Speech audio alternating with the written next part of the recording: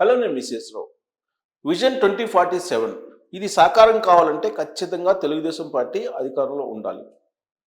మనం గతంలో ఉమ్మడి ఆంధ్రప్రదేశ్లో ఏం జరిగింది అని కనుక ఒక్కసారి రివీల్ చేసుకుంటే, తెలుగుదేశం పార్టీ అధికారంలో లేనందువలన 2004 నుంచి 2014 వరకు అప్పట్లో చంద్రబాబు నాయుడు గారు తయారు చేసినటువంటి 2020 విజన్ 100% అమలు కాలేదు, కొంతమేరకు మాత్రమే అమలైంది. అయితే విడిపోయినటువంటి ఆంధ్రప్రదేశ్కి 2047 విజన్ అయితే చంద్రబాబు నాయుడు గారు తయారు చేశారు. అది 100% అమలు కావాలంటే తెలుగుదేశం పార్టీ అధికారంలో ఉండాలి.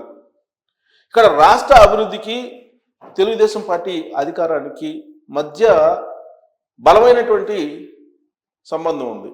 అందుకే ఇప్పుడు తెలుగుదేశం పార్టీ 2047 వరకు అధికారంలోకి ఉండడానికి ఒక బ్లూ ప్రింట్ని, ఒక రోడ్ మ్యాప్ని తయారు చేస్తూ ఉంది. ఆ రోడ్ మ్యాప్ని కడపలో జరిగేటువంటి మహానాడులో ప్రకటించాలి అనేటువంటి ఒక ఆలోచన చేస్తున్నారు. ఆ మేరకు కసరత్తు కూడా జరుగుతుంది. గతంలో ఎప్పుడు లేని విధంగా ఈసారి కడప జిల్లాలో, అది కూడా పులివెందుల్లో మహానాడుని నిర్వహించాలనేటువంటి ఒక నిర్ణయం తీసుకున్నారు. ఎందుకంటే వై నాట్ పులివెందుల అనేటువంటి స్లోగన్ చంద్రబాబు నాయుడు గారు 2024 ఎన్నికలకు ముందు చేశారు. అది సాకారం కావాలంటే మహానాడు కడప జిల్లా పులివెందుల్లోనే నిర్వహించాలి అనేటువంటి ఒక ఆలోచన కడప జిల్లా తెలుగుదేశం పార్టీ లీడర్లే చంద్రబాబు నాయుడు గారికి చెప్తూ ఉన్నారు. ఇప్పటివరకు అయితే మహానాడు కడప జిల్లాలో నిర్వహిస్తారు అని చెప్పి మాత్రం కన్ఫర్మ్ అయింది. కాకపోతే కడప జిల్లాలో ఎక్కడ మహానాడుని నిర్వహిస్తారు అనేది మాత్రం ఇంకా నిర్ధారించలేదు. బట్ పులివెందులకు సంబంధించిన తెలుగుదేశం పార్టీ లీడర్లు మాత్రం పులివెందుల్లోనే నిర్వహించాలి మహానాడుని.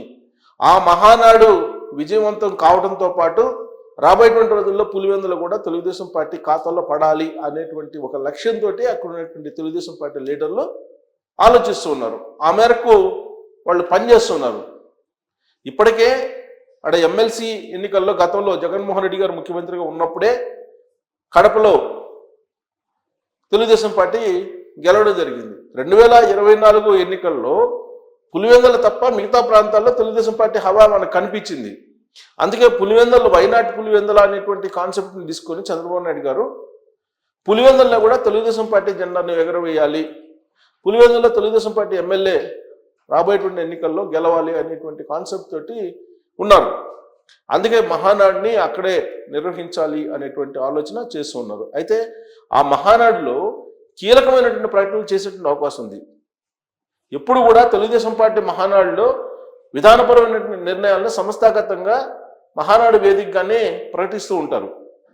అందుకే మహానాడులో కీలకమైనటువంటి ప్రకటనలు చేసేటువంటి అవకాశం ఉంది ఈసారి అనేది తెలుగుదేశం పార్టీలో అంతర్గతంగా వినిపిస్తుంది. వాటిల్లో ప్రధానమైనది ఏంటంటే సీనియర్స్ని పక్కగా జరపాలి.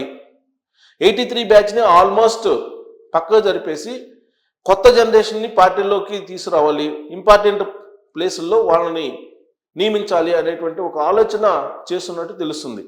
ఎందుకంటే ఎన్టీ రామారావు గారు 82లో పార్టీ పెట్టినప్పుడు 83లో ఎన్నికలకు వెళ్ళారు.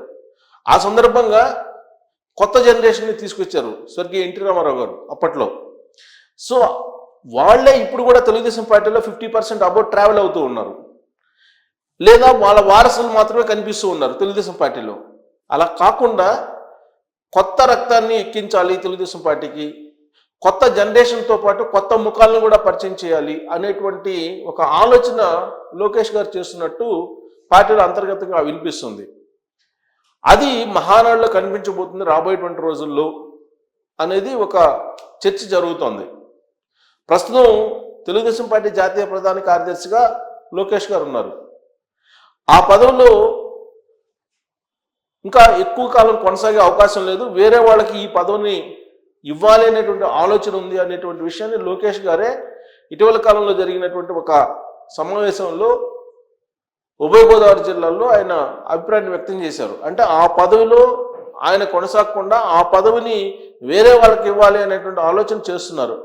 అంతేకాదు సామాజిక ఈక్వేషన్లని పరిగణలోకి తీసుకొని ఆ పదవికి రాబోయేటువంటి రోజుల్లో కొత్త వాళ్ళని నియమించబోతున్నారు అనేటువంటి సంకేతాలు కూడా ఆయన ఇచ్చారు. మరి ఆయనకి ఎలాంటి పదవి రాబోతుంది పార్టీలో సంస్థాగతంగా అనేటువంటి చర్చ ఇమీడియట్గా వస్తుంది.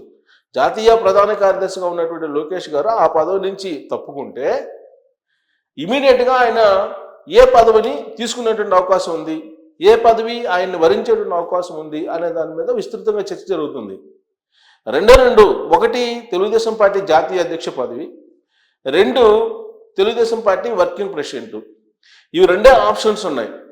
ప్రస్తుతం తెలుగుదేశం పార్టీ జాతీయ అధ్యక్షుడిగా చంద్రబాబు నాయుడు గారు ఉన్నారు, అలాగే తెలుగుదేశం పార్టీ ఏపీ అధ్యక్షుడిగా శ్రీనివాసరావు ఉన్నారు.